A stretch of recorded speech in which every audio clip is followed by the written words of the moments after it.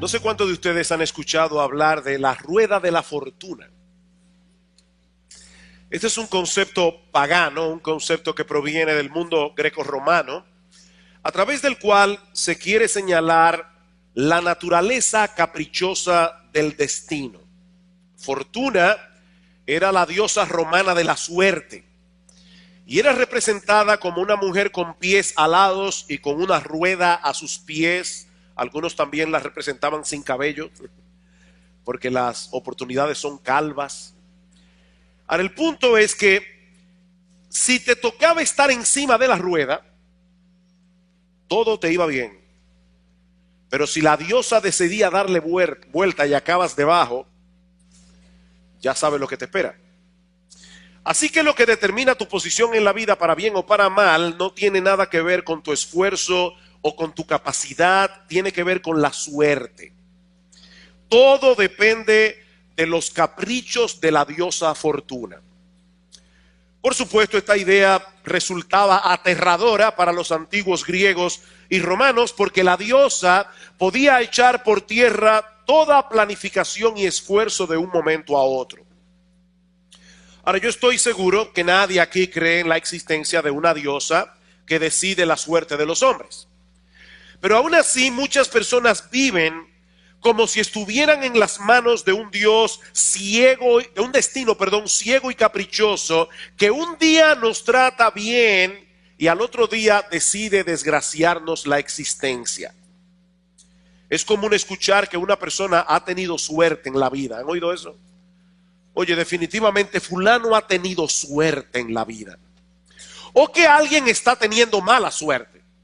A veces escuchamos a personas que dicen: a fulano le cayeron todos los palitos encima. La idea es, él no pega una. ¡Qué mala suerte!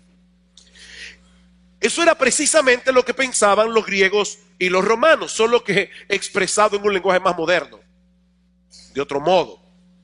Bueno, en el pasaje que nosotros vamos a estudiar en esta mañana, y les pido que me acompañen al libro de Eclesiastés, capítulo 9, para continuar con nuestra serie de estudios expositivos en este libro de la Biblia. En el pasaje que vamos a estudiar, dice Salomón: ciertamente he dado mi corazón a todas estas cosas para declarar todo esto. En la medida en que hemos ido avanzando en el estudio del libro de Eclesiastés, nosotros vemos que Salomón una y otra vez vuelve sobre los mismos problemas. Y hermanos, la vida es así. Nosotros hoy tenemos una duda, mañana podemos estar más claros y pasado mañana volvemos a tener la misma duda otra vez. Y tenemos que estar luchando constantemente con esto. Por eso alguien decía que el discipulado, más que un destino, es un viaje. Es lo que nosotros aprendemos durante todo ese viaje, de tratar de entender qué es lo que está pasando. Y Salomón dice aquí: yo ciertamente he dado mi corazón a todas estas cosas para declarar todo esto, que los justos y los sabios y sus obras están en la mano de Dios. Ahora bien, dice Salomón, que sea amor o que sea odio lo que se manifiesta de parte de Dios a nosotros, no lo saben los hombres. Todo está delante de ellos. Lo que Salomón nos está diciendo aquí sencillamente es que la providencia de Dios es misteriosa. El gobierno providencial de Dios es misterioso. Su gobierno soberano lo abarca todo, dice Salomón. Todas las cosas están en sus manos, pero nuestra sabiduría es limitada para poder entender apropiadamente lo que Él está haciendo, ni por qué lo está haciendo. Si la vida funcionara de tal manera que a los malos siempre le fuera mal y a los buenos siempre le fuera bien, claro, lo que nosotros interpretamos, ¿verdad?, por mal o por bien, sería fácil para nosotros determinar quién es el objeto del amor de Dios y quién no lo es, ¿verdad que sí? Pero la vida no funciona así. La vida no funciona así. Ya Salomón había mencionado el hecho de que hay justos que perecen por causa de su justicia y hay malos que por su maldad prolongan sus días. Hay justos que mueren jóvenes y hay gente muy mala que muere de viejo. Eso no es verdad. Sí, es verdad. Es un hecho de la vida. Más adelante, en Eclesiastés capítulo 8, versículo 14, Salomón nos dice que hay justos a quienes sucede como si hicieran obra de impíos. Y hay impíos a quienes acontece como si hicieran obras de justos.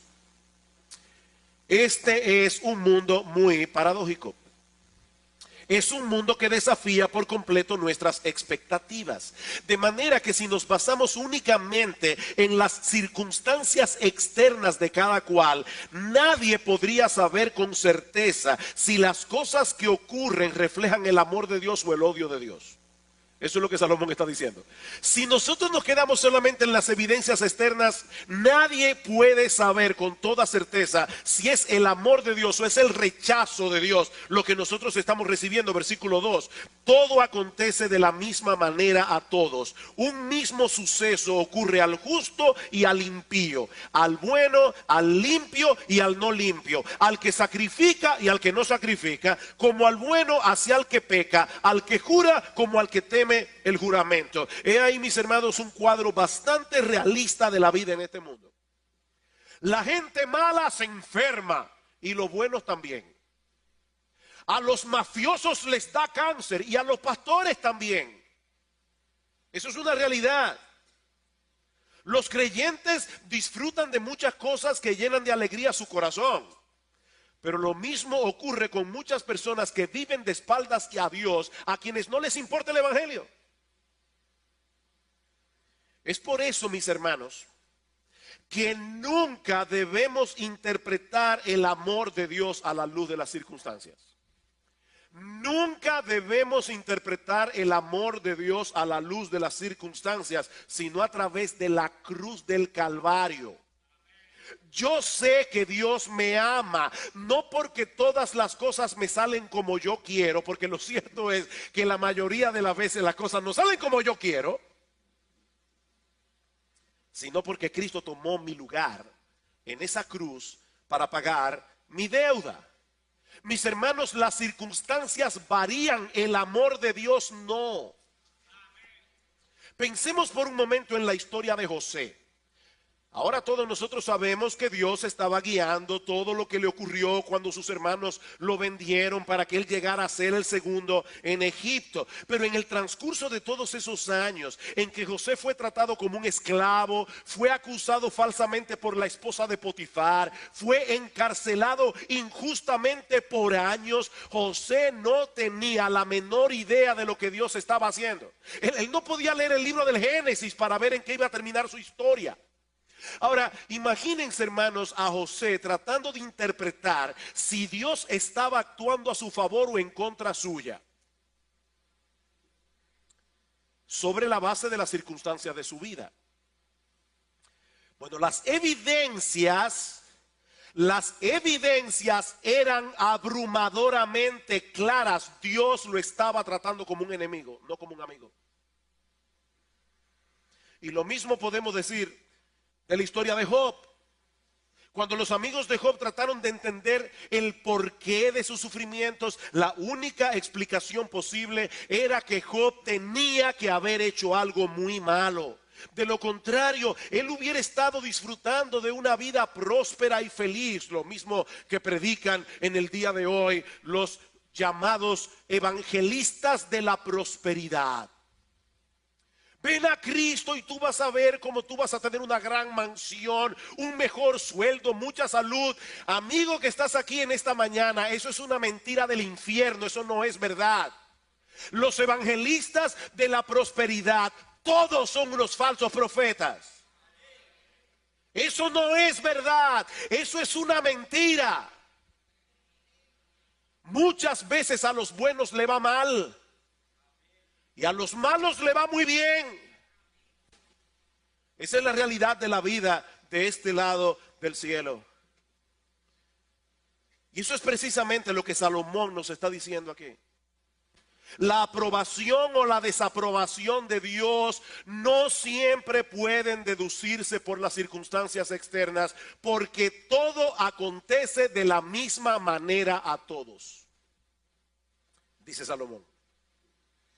Aquí tenemos a un israelita que tomaba en serio su relación con Dios. Cada sábado llevaba su sacrificio al templo, trataba de seguir al pie de la letra los ritos de purificación ordenados en la ley de Moisés, se abstenía de hacer juramentos vanos, dice Salomón en el versículo 2, y aquí tenemos a otro israelita al que no le importaba en absoluto ninguna de esas cosas y vivía como un pagano.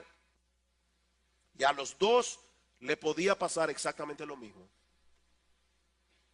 ¿Quién puede entender eso, mis hermanos?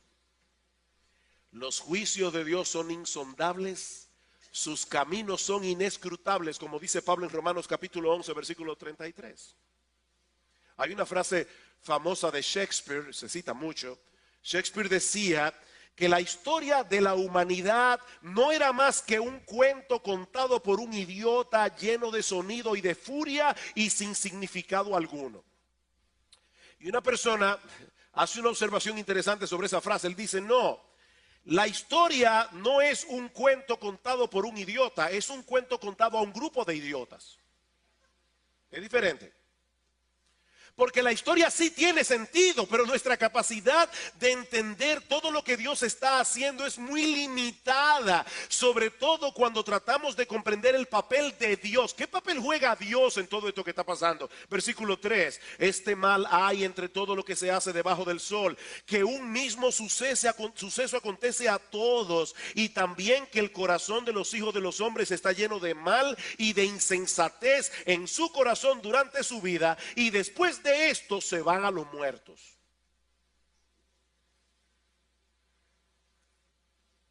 Algunos tienen el corazón lleno de maldad y de pecado, otros, sin ser perfectos, viven en la presencia de Dios, toman en serio su palabra, tratan de agradarle en todo lo que hacen y saben que al final de cuentas todos van a parar al mismo sitio, al cementerio. Y eso nos lleva a nuestro segundo encabezado. Hemos visto ya la providencia de Dios es misteriosa, definitivamente. Ahora Salomón nos está diciendo la muerte es inevitable. La muerte es inevitable. La muerte es uno de esos temas que a todos nos compete, pero que muchos prefieren evadir. De hecho, leí hace poco de un hospital en Estados Unidos donde se refería a la muerte como un resultado negativo del cuidado del paciente. Hubiera sido más fácil decir se murió, pero eso suena menos contundente. La mayoría de las personas se siente incómoda cuando se habla de la realidad de la muerte. Pero no importa cuán incómodo resulte el tema, lo cierto es que todos vamos a morir sin lugar a dudas. A menos que estemos vivos, ¿verdad? Cuando el Señor Jesucristo regrese en gloria, pero eso es tema para otra prédica. A pesar de los avances impresionantes de la ciencia médica, en los últimos años la tasa de muerte no varía.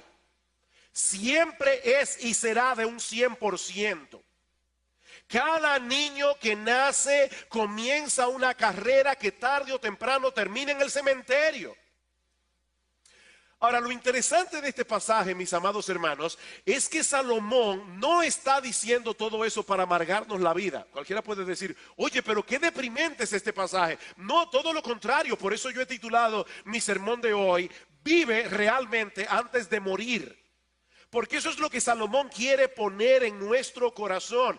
Lo que Salomón quiere aquí, mis amados hermanos, amigos que están de visita en esta mañana en nuestra iglesia, no es amargarnos la vida, sino más bien que aprendamos a valorarla y a disfrutarla. Versículo 4.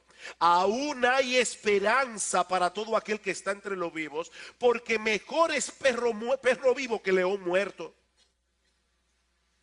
Los perros eran animales despreciados en la cultura de Medio Oriente. Ustedes recuerdan cuando David se enfrentó con Goliat y dice que en el campo de batalla, primera de Samuel capítulo 17 versículo 43, Goliat le dice a David, soy yo perro para que vengas a mí con palos. No era común que una persona tuviera un perro de mascota en su casa. Los perros eran despreciados. Sin embargo, dice Salomón, por más bajo y despreciable que era este animal en los días de Salomón, con todo eso, es mejor, 1000 veces mejor, ser un perro vivo que ser un león hermoso y majestuoso, el rey de la selva, pero muerto. ¿Saben por qué? Porque mientras hay vida hay esperanza. Eso es lo que el texto enseña. En palabras más simples. Mientras hay vida hay esperanza. Y hay tiempo para prepararse adecuadamente para cuando nos toque partir de este mundo. Versículo 5. Porque los que viven saben que han de morir, pero los muertos nada saben ni tienen más paga, porque su memoria es puesta en olvido. También su amor y su odio y su envidia fenecieron ya, y nunca más tendrán parte en todo lo que se hace debajo del sol.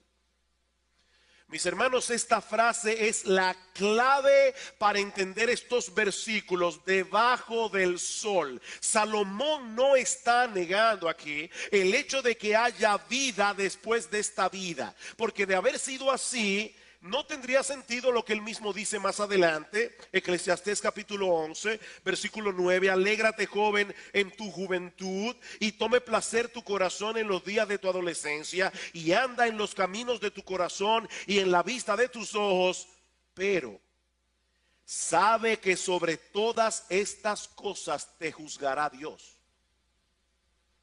O sea, Salomón está diciendo la vida es algo serio, porque hay un juicio al final. Capítulo 12, versículo 13, el fin de todo discurso oído es este: teme a Dios y guarda sus mandamientos, porque esto es el todo del hombre. Porque Dios traerá toda obra a juicio, juntamente con toda cosa encubierta, sea buena o sea mala. La vida del hombre termina en un juicio, dice Salomón, un juicio que tendrá repercusiones eternas. Así que la muerte no es el final de nuestra existencia, pero cuando nos toque morir, terminará de repente toda relación con las cosas que tienen que ver con esta vida debajo del sol. Los muertos ya no tienen más paga, dice en el versículo 5. En el sentido de que ya no reciben ninguna recompensa terrenal por lo que hagan aquí. Te pasas un montón de años estudiando. Si sumamos, ¿verdad? Los años de escuela son 12, ¿verdad? 12 años, si empezaste en Kindle. Un montón de años estudiando, preparándote para ser un buen profesional. Te graduaste summa cum laude. Te premiaron el día de la graduación. Pero en el día menos pensado te llega la muerte y te llevas el título a la tumba contigo. Se acabó. Todos esos años de estudio se acabaron en un segundo. Ya no sirven para nada. Probablemente cuando te mueras, algunas personas te llorarán. Yo espero que me llore mucha gente. Pero ¿saben qué? El mundo seguirá girando después que te mueras. Hay un refrán dominicano muy realista, dice, el cementerio está lleno de gente indispensable. El mundo seguirá, asómbrate de eso, pero cuando tú te mueras, el mundo seguirá girando. La gente seguirá envuelta en sus afanes.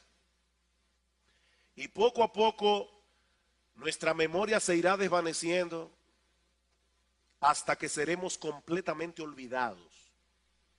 Es a eso que se refiere Salomón al final del versículo 5, cuando dice nuestra memoria es puesta en el olvido. Él no está hablando aquí de que el muerto pierde la memoria. Lo que él está hablando es de que los vivos ya no se acuerdan del muerto.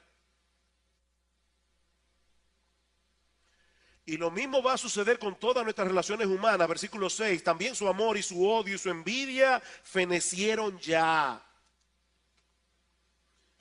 Lo que Salomón quiere mostrarnos aquí es que todas las relaciones humanas pierden vigencia al momento de la muerte. No importa si las relaciones fueron buenas o si las relaciones fueron malas, cuando mueran se acabarán.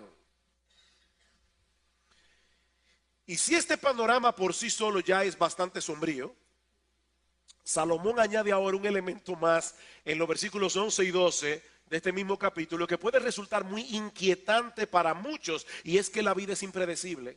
Versículo 11. Me volví y vi debajo del sol que ni es de los ligeros la carrera, ni la guerra de los fuertes, ni aun de los sabios el pan, ni de los prudentes las riquezas, ni de los elocuentes el favor, sino que tiempo y ocasión acontecen a todos. Nosotros vemos a una persona que tiene todas las características necesarias para triunfar en la vida y fracasa. Y vemos a otro individuo que se graduó con mucha lucha y después resulta que a él le fue excelentemente bien. Uno esperaría, ¿verdad?, que la vida no funcionara así. Uno esperaría que los más rápidos siempre ganen la carrera.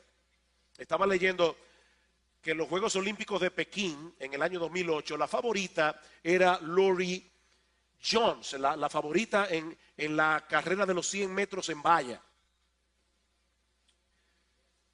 Lori Jones, o Lolo, como le dicen sus amigos, entre los cuales no estoy yo, pero le dicen Lolo. Eso lo digo por si lo buscan en Wikipedia, es Lolo Jones. Cuando comenzó la semifinal, Lolo Jones hizo una carrera excelente, rompió la marca mundial en las semifinales. Cuando llegó la final, el 19 de agosto del 2008, Lolo dominó la carrera prácticamente desde el principio. Pero en la penúltima valla se desequilibró. A tal punto que ¿saben en cuál lugar llegó? En séptimo lugar. En séptimo lugar.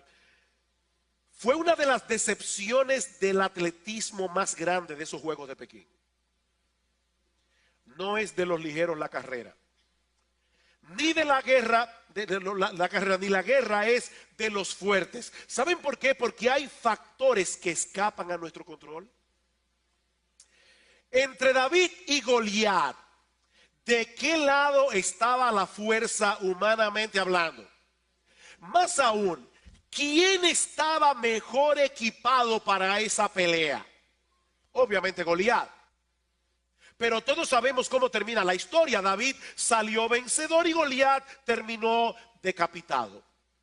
Y lo mismo podemos decir de las capacidades humanas. No siempre el pan es de los sabios, ni la riqueza de los prudentes, ni de los elocuentes el favor, porque hay factores que inciden en el éxito de una empresa que nosotros no controlamos. Esa es una de las cosas que se hacen evidentes cuando se celebran aniversarios de promociones. No sé si ustedes han pasado por esa circunstancia, pero hay un aniversario, el 10º año de la graduación, uno se reúne con sus compañeros de estudio, había un estudiante que parecía tener todas las de ganar. Oye, al tipo le fue mal. Mal. Y resulta que había otro estudiante que se graduó con mucha lucha. Y le fue súper bien. Súper bien. Ahora, Salomón no está negando aquí, por si acaso, el hecho de que las capacidades humanas sean importantes. Él no está negando eso, o que debamos prepararnos de la mejor manera posible. De hecho, en el versículo 10, él recomienda que pongamos todo empeño en cada cosa que hacemos. Todo lo que te viniere a la mano para hacer, hazlo según tus fuerzas. Y en el libro de Proverbios, hermanos, una y otra vez se ataca la vagancia, se ataca la pereza, se exalta la diligencia, la laboriosidad. Pero Salomón quiere hacernos conscientes de que Dios es soberano. Y de que en su gobierno providencial, las cosas no siempre salen como nosotros esperamos. Salomón no era un fatalista, pero él quiere llevarnos a reconocer con humildad que nuestro Dios tiene un plan al que nosotros debemos someternos con mansedumbre y con gozo. Con mansedumbre y con gozo. Debemos poner todo empeño en lo que hacemos. Pero mis hermanos, amigos, no olvidemos ni por un momento que nosotros no tenemos el control de todas las cosas que inciden en nuestros planes. ¿Es a eso que se refiere Santiago cuando dice en el capítulo 4, versículo 13, vamos ahora, lo que decís, hoy y mañana iremos a tal ciudad y estaremos allá un año y traficaremos y ganaremos? Hay personas que hacen planes y ya en 5 minutos con un papel y un lápiz se vuelven millonarios. Voy a comprar una vaca, va a dar tantos litros de leche y después va a parir 3 becerritos y después los becerritos los voy a vender y entonces ya tiene una finca armada en el papel. Y dice Santiago, cuando no sabéis lo que será mañana. Porque, ¿qué es vuestra vida? Ciertamente es neblina que se aparece por un poco de tiempo y luego se desvanece. En lugar de lo cual deberíais decir, si el Señor quiere, viviremos y haremos esto o aquello. Ahora, hermanos, el punto aquí no es que nosotros debemos siempre, cuando vamos a expresar nuestros planes, decir, si el Señor quiere, como una especie de conjuro que va a asegurar el éxito de lo que nosotros queremos hacer. No, esto no es un conjuro. Lo que Santiago nos está diciendo aquí es que nosotros debemos vivir con esa conciencia. Es con esa conciencia, es si el Señor quiere. Si el Señor quiere es que vamos a seguir vivos. Si el Señor quiere es que vamos a poder hacer esto o aquello. O como dice Salomón en el capítulo 9, versículo 11, dice: no es de los ligeros la carrera, no es la guerra de los fuertes, ni aun de los sabios el pan, ni de los prudentes las riquezas, ni de los elocuentes el favor, sino que tiempo y ocasión acontecen a todos. Tiempo y ocasión acontecen a todos, y en el contexto obviamente es dentro del marco de la voluntad soberana de Dios. Dice en Proverbios 21:30 que no hay sabiduría, ni inteligencia, ni consejo que puedan contra el Señor. Y cuando David se enfrentó con Goliat, el pasaje que ya citamos en 1 Samuel 17:47, una de las cosas que David tenía en mente, según nos dice el autor bíblico, es que Dios no salva con espada ni con lanza, porque la batalla es de Él, no de nosotros. La batalla es de Él. Y mis hermanos, cuando los hombres olvidan esta realidad, tarde o temprano salen frustrados. Tarde o temprano reciben las consecuencias. Versículo 12. Porque el hombre tampoco conoce su tiempo. Como los peces que son presos en la mala red y como las aves que se enredan en lazo, así son enlazados los hijos de los hombres en el tiempo malo, cuando cae de repente sobre ellos. Los peces y las aves quedan atrapados cuando menos se lo esperan. Y Salomón está diciendo aquí, lo mismo ocurre con los seres humanos. Cuando cae repentinamente sobre ellos un montón de inconvenientes que no estaban esperando. La muerte es inevitable, la vida es impredecible desde nuestro punto de vista. La pregunta que yo quiero responder ahora en los minutos que me restan es: ¿cómo se supone que debemos reaccionar ante ese hecho incontrovertible? Por eso es lo que Salomón pasa a explicarnos en los versículos 7 al 10. Y su enseñanza es básicamente esta: porque la muerte es inevitable y la vida es impredecible en el marco de la voluntad soberana de Dios, disfruta cada momento que Dios te da como un don que viene de su mano. O si quieren ponerlo de otro modo, lo que Salomón nos enseña en los versículos 7 al 10 es esto: no permitas que los aspectos misteriosos de la providencia divina que tú no puedes entender te roben el gozo de disfrutar la vida. Versículo 7. Anda y come tu pan con gozo y bebe tu vino con alegre corazón, porque tus obras ya son agradables a Dios. En todo tiempo sean blancos tus vestidos, nunca falte ungüento sobre su cabeza. Goza de la vida con la mujer que amas, todos los días de la vida de tu vanidad que te son dados debajo del sol. Por cierto, nunca le pongan eso a un esposo en una tarjeta en el aniversario de boda. Todos los días de la vanidad, quítenle esa parte. Pero dice, goza de la vida con la mujer que amas, todos los días de tu vanidad que te son dados debajo del sol, todos los días de tu vanidad, porque esta es tu parte en la vida y en tu trabajo con que te afanas debajo del sol. Mis hermanos, Salomón no está promoviendo aquí una vida irresponsable dedicada al placer y a la diversión, pero sí quiere que aprendamos a ver la buena mano de Dios en las cosas ordinarias de la vida que Él provee para nuestro deleite y satisfacción. Nuestro Dios no se opone a los placeres legítimos, porque Él fue que los inventó. Hay un libro escrito por C.S. Lewis, el autor de las famosas Crónicas de Narnia. Este libro para mí es uno de mis favoritos de Lewis. Se llama Cartas del Diablo a su sobrino. Es un demonio más experimentado tratando de entrenar a un demonio más joven e inexperto para que pueda hacer mejor su trabajo de desgraciarle la vida a los hombres. Por supuesto, niños que están aquí, es un libro de ficción, por si acaso. Pero en una de esas cartas, el demonio más experimentado le hace la siguiente advertencia a su pupilo.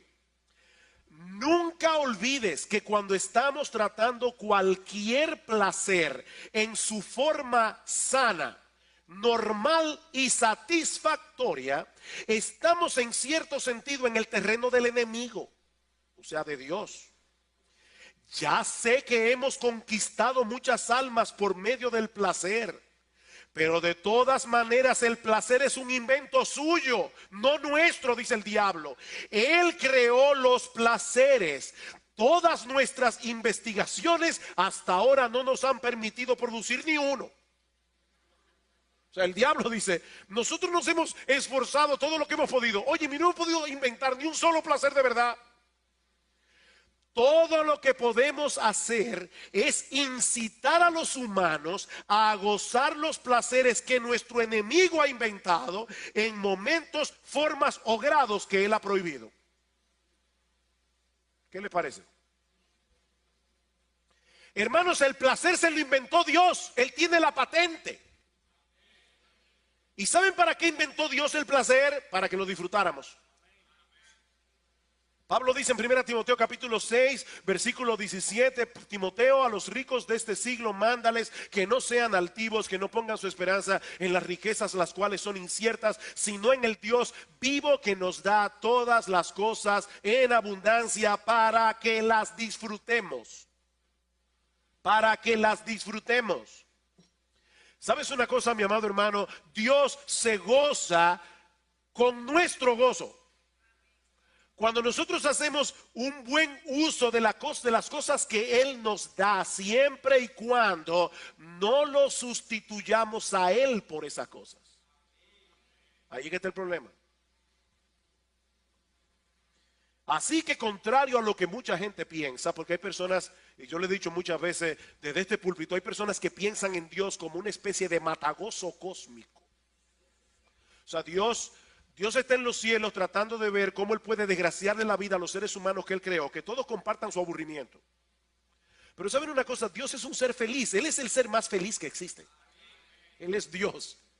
Y Él nos creó para que nosotros fuéramos felices en comunión con Él, dándole gloria a Él. Por eso es que la respuesta número 1 del Catecismo Menor de Westminster dice: ¿cuál es el propósito de nuestra existencia en este mundo? Nuestro propósito es glorificar a Dios y gozar de Él por siempre.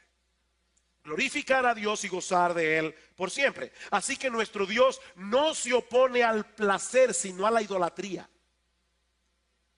Nuestro Dios no se opone al deleite, sino a la insensatez de encontrar en las cosas creadas lo que solamente podemos encontrar en Él, en el Creador.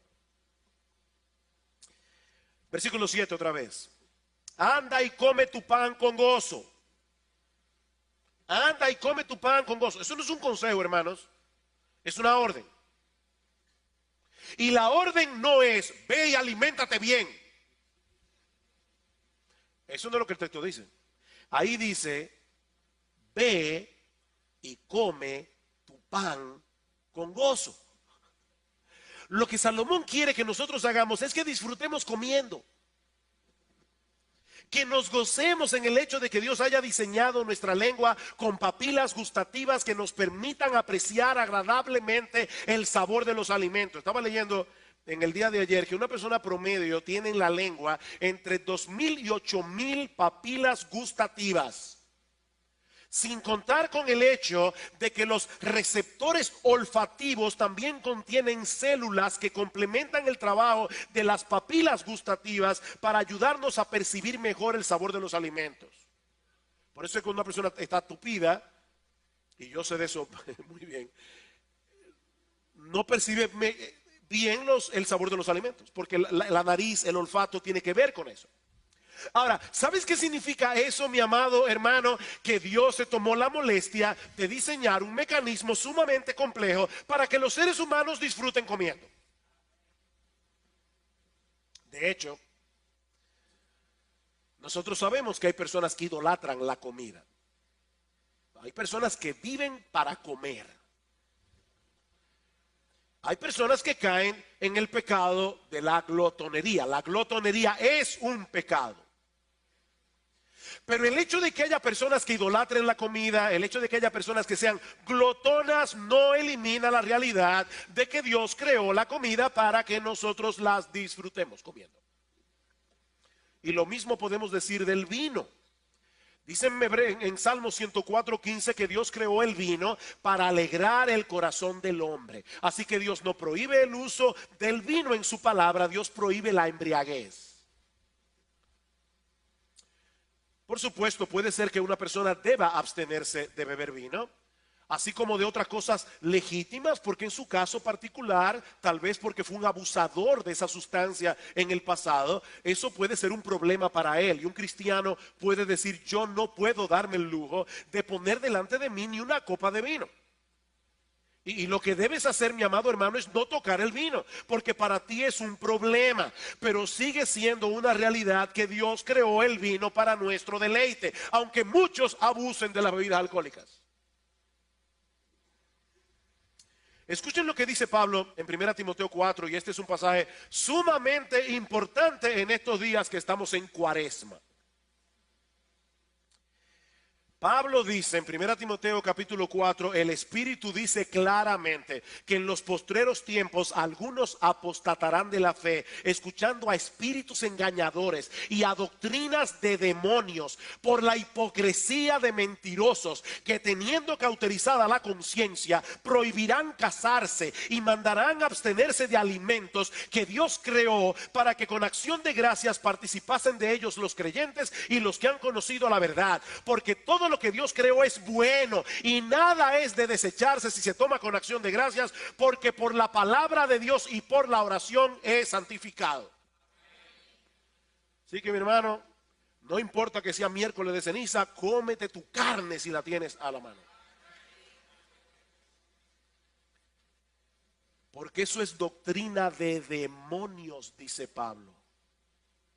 Prohibir casarse y mandar abstenerse de alimentos. Ahora es interesante cómo Pablo y Salomón concuerdan. Pablo dice aquí, ya la palabra de Dios santificó los alimentos. ¿Cuándo pasó eso? En Génesis 1:31. Cuando Dios creó todas las cosas y vio que era bueno en gran manera. Yo creo particularmente, y muchos otros lo creen también, que es a eso que se refiere Salomón cuando dice en el versículo 7, anda y come tu pan con gozo, bebe tu vino con alegre corazón, porque tus obras ya son agradables delante de Dios. La idea en el original es, ya Dios aprobó eso. Ya Dios aprobó esos alimentos. Ya Dios vio todo lo que él había hecho y dijo que era bueno. En gran manera Dios santificó los alimentos por medio de su palabra. Y por lo tanto, el que se los come con alegría agrada más a Dios que el que se abstiene de ellos porque piensa que en sí mismo es malo el placer de comérselo. Total, que yo no sé cuál es el problema y cuál es el sacrificio de dejar de comer carne y comer pescado. A mí me encanta el pescado. Versículo 8. En todo tiempo sean blancos tus vestidos, nunca falte ungüento sobre tu cabeza. En los días de Salomón el vestido blanco y el aceite eran símbolo de gozo, así como era un símbolo de luto, vestirse con cilicio y echarse ceniza sobre la cabeza. Así que lo que Salomón está diciéndonos aquí es algo como esto: vístete para la ocasión y diviértete. En pocas palabras, en la vida habrá momentos para llorar, dice en Eclesiastés capítulo 3 versículo 4, pero también habrá tiempo de reír, dice el mismo texto. Lo que Salomón nos está diciendo aquí es: recibe ambos aspectos de la providencia divina con mansedumbre y reacciona en consecuencia. El asunto no es vivir de fiesta en fiesta, de bonche en bonche, porque ese estilo de vida es necio y destructivo. Eso no es lo que Salomón está diciendo aquí. Pero cuando Dios te envíe en su providencia tiempos de alegría, mi amado hermano, disfruta de ellos con la conciencia de que Dios se goza en el gozo tuyo. Me encanta esa escena de Carros de Fuego. Yo sé que esa película es vieja, siempre me llama la atención por eso, porque todos los ejemplos que yo doy son como de hace 40 años atrás, pero me imagino que algunos habrán visto Carros de Fuego. Eso es la historia de Eric Liddell, el gran corredor que rompió el récord corriendo una carrera que no era la suya en los 400 metros en las Olimpiadas en Francia. Y la hermana le decía a Eric Liddell que era creyente y que quería irse al campo misionero. De hecho, Eric Liddell murió martirizado en la China finalmente cuando tenía 40 y tantos años de edad. Y la hermana le decía: yo no sé por qué tú pierdes el tiempo de que corriendo. Y hay una escena en la película de Carro de Fuego, si tú no la has visto te la recomiendo. Pero en esa escena, Eric Liddell le dice a su hermana: es que Dios me hizo rápido. Y cuando yo corro, yo siento la sonrisa de Dios sobre mí. Ese es el Dios de la Biblia. No es el Dios que la gente tiene en su cabeza, pero es el Dios de la Biblia. Nuestro Dios se goza en nuestro gozo. Hay personas que piensan que la verdadera espiritualidad consiste en ir por la vida con una cara bien seria y circunspecta. Salomón nos enseña en este pasaje que la verdadera espiritualidad consiste en disfrutar con gozo y gratitud de los buenos dones que Dios nos da y tener contentamiento cuando no nos los da. Versículo 9. Goza de la vida con la mujer que amas todos los días de la vida de tu vanidad que te son dados debajo del sol. Todos los días de tu vanidad, porque esta es tu parte en la vida y en tu trabajo con que te afanas debajo del sol. Si tenemos razón para pensar que Salomón fue el autor de Eclesiastés, y yo estoy convencido de que él fue el autor de Eclesiastés, entonces lo que dice este versículo es sorprendente. Porque Salomón tuvo en su vida, cuando se apartó del Señor, 700 esposas y 300 concubinas. Pero lo que este texto nos enseña es que el verdadero deleite se encuentra en gozar de la vida con la mujer que amas. No con las mujeres que amas. Con la mujer que amas. No con un harén, sino con la mujer de tu juventud, como dice en Proverbios capítulo 5, versículo 18. Y cuando un matrimonio aplica los principios que están en la palabra de Dios sobre cómo el matrimonio debe ser, eso no lo va a hacer exento de problemas. Son dos pecadores que están viviendo juntos, pero Dios va a bendecir ese matrimonio y van a tener una buena vida juntos. Goza de la vida, dice Salomón, con la mujer que amas. Mis hermanos, Dios diseñó el matrimonio para que fuera una relación deleitosa, no como una carga pesada que algunos cuantos desgraciados están obligados a cargar por el resto de sus vidas. Porque así como muchos ven el matrimonio. Como decía una persona: mi esposa y yo, mi señora y yo fuimos inmensamente felices. Después nos conocimos. Pero no es de esa manera que la Biblia habla del matrimonio. Goza de la vida con la mujer que amas. Y finalmente Salomón nos exhorta a poner todo empeño y diligencia en cada cosa que hagamos con una dedicación intensa y total. Versículo 10, todo lo que te viniere a la mano para hacer, hazlo según tus fuerzas, porque en el Seol, a donde vas, no hay obra, ni trabajo, ni ciencia, ni sabiduría. Esto es similar a lo que Pablo dice en Colosenses capítulo 3, versículo 23. Todo lo que hagáis, hacedlo de corazón como para el Señor y no para los hombres. Precisamente porque la vida es breve, porque la vida es incierta desde nuestra perspectiva. No te sientes a rascarte la cabeza por los misterios de la providencia divina que tú no puedes entender. Y dedícate de todo corazón a hacer lo que Dios te está permitiendo hacer. Que de paso, puede ser que lo que Dios te permita a ti hacer sea muy diferente a lo que Dios le permita al otro hacer. Y nosotros tenemos que saber que Dios nos reparte sus dones de la misma manera. Hay personas que van a hacer con su vida algo muy visible, extraordinario. Hay otros que no van a hacer eso. Pero cada cual tiene que hacer lo que le viniera a la mano a hacer. No lo que le vino al otro, sino a ti. ¿Por qué debemos hacerlo así?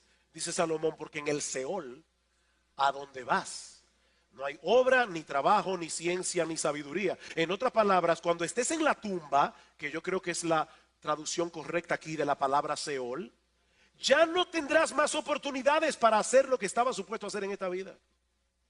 Es ahora.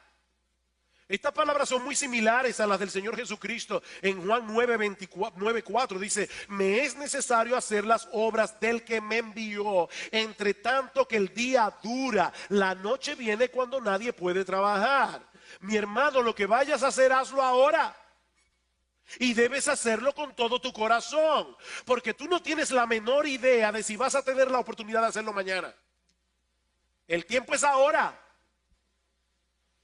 ¿Qué hemos visto hoy? Que nuestras vidas no están en las manos de la diosa Fortuna, que nuestras vidas no están en las manos de un destino ciego y caprichoso, sino más bien en las manos de un Dios sabio, justo y bueno, al cual no podemos entender en muchas ocasiones porque su mente es infinita y la nuestra muy limitada. ¿Qué debemos hacer entonces cuando tenemos que lidiar con aquellas situaciones de la vida que no podemos entender? Recordar lo que decíamos hace un momento. Nunca debemos tratar de interpretar el amor de Dios a la luz de las circunstancias, sino a la luz de la cruz del Calvario.